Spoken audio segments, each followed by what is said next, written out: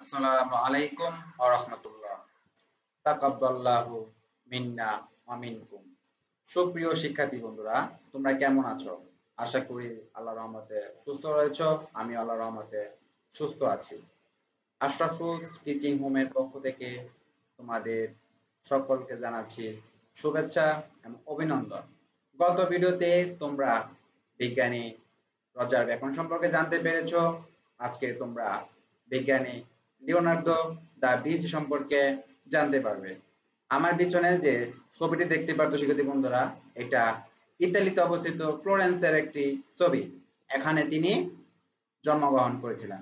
চলো তাহলে আমরা তার জীবনের সংক্ষিপ্ত জীবনী জেনে নেই। ইনি হচ্ছেন লিওনার্দো দা ভিঞ্চি। নিশ্চয় তোমরা স্ক্রিনে দেখতে পারতেছো। তিনি জন্মগ্রহণ করেছিলেন 15 এপ্রিল 1452। ভিঞ্চি ইতালি, বর্তমান ফ্লোরেন্স প্রদেশ, ইতালিতে তিনি জন্মগ্রহণ করেছিলেন। রাত্রি ত্রিপ্রহর যখন হয় তখন তিনি জন্মগ্রহণ করেন। তুস্কানের পাহাড়ি এলাকা ভিঞ্চিতে আর্নো নদীর ভাটি অঞ্চলে তিনি জন্মগ্রহণ করেছিলেন। তিনি ছিলেন ফ্লোরেন্সের এক নোটারি পিয়েরে দা ভিঞ্চির এবং এক গ্রাম্য মহিলা ক্যাটরিনার সন্তান। এই মূর্তিটি তোমরা দেখতে পাচ্ছ শিক্ষার্থী বন্ধুরা, তার নিচে লেখা আছে কি? Leonardo da Vinci. তাহলে নিচে বুঝতে পারছো শিক্ষার্থী বন্ধুরা, এটা কার মূর্তি?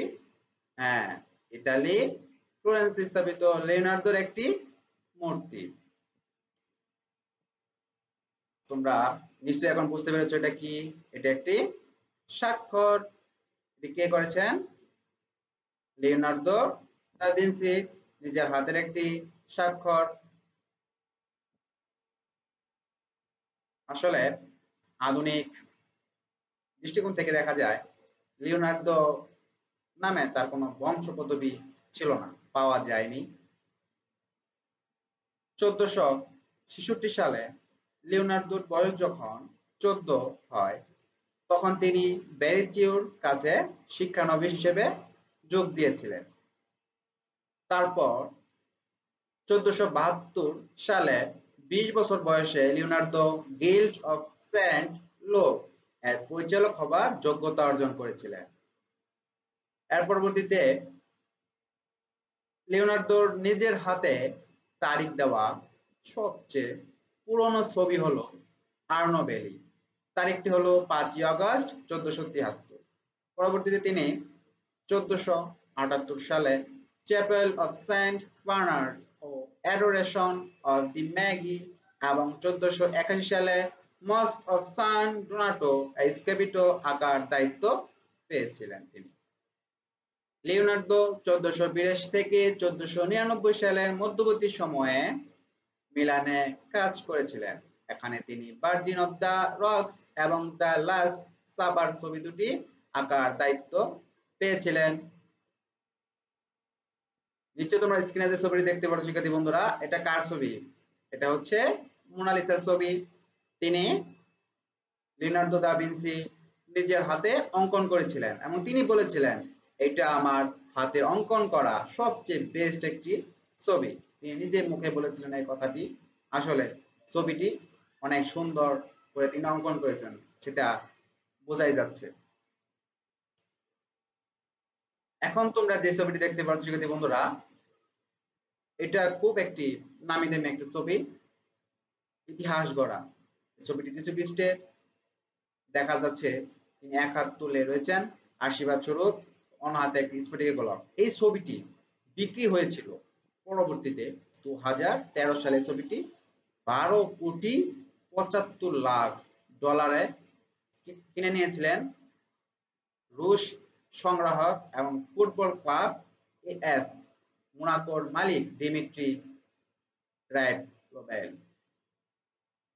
এখন তোমরা যে ছবিটি দেখতে পাচ্ছ শিক্ষার্থী বন্ধুরা, এটি একটি উড়ন্ত যন্ত্রের একটা ছবি। আসলে লিওনার্দো দা ভিঞ্চি পাহাড়ি বিভিন্ন জায়গায় তিনি যখন আকাশের দিকে পাখির দিকে তাকে চিন্তা করতেন, পাখি কিভাবে উঠতেছে, এর উপর তিনি বিচার বিশ্লেষণ করে অঙ্কন করতেন, আর্টিস্ট করতেন। পরবর্তীতে তিনি উড়ন্ত মেশিনের নকশা তৈরি করেছিলেন পাখির উপর তিনি গবেষণা করে রিসার্চ করে। এটা প্যারিস ইনস্টিটিউটে অবস্থিত। এখন তোমরা যে ছবিটি দেখতে পাচ্ছ শিক্ষার্থী বন্ধুরা, এটা তার এই ছবি, লাল খড়িতে অঙ্কন করা, 1512 থেকে 1515 খ্রিস্টাব্দের মধ্যে আঁকা লিওনার্দোর একটি আত্মপ্রতিকৃতির ছবি। পরবর্তীতে সেপ্টেম্বর 1513 থেকে 1516 এই সময় পর্যন্ত অধিকাংশ সময় তিনি রোমের দশম পোপ যে ছিলেন এর অধীনে কাটিয়েছিলেন, তিনি তার জীবন অতিবাহিত করেছেন।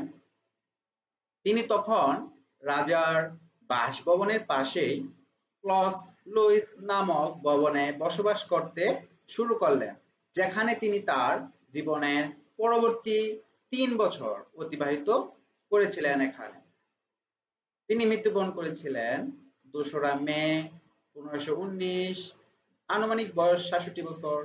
তিনি বেঁচে ছিলেন অ্যাম্বোইস, তুরিন, বর্তমান এনরে এট লোরে, ফ্রান্সে।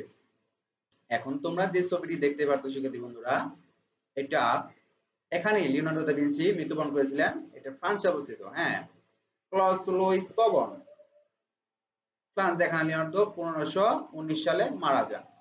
আশা করি শিক্ষার্থী বন্ধুরা লিওনার্দো দা ভিঞ্চি আসলে একজন গ্রেটেস্ট আর্টিস্ট। তিনি অসাধারণ প্রতিভার অধিকারী। শিক্ষার্থী বন্ধুরা, আশা করি তোমরা লিওনার্দো দা ভিঞ্চি সম্পর্কে তার জীবনের কিছু তথ্য জানতে পেরেছো।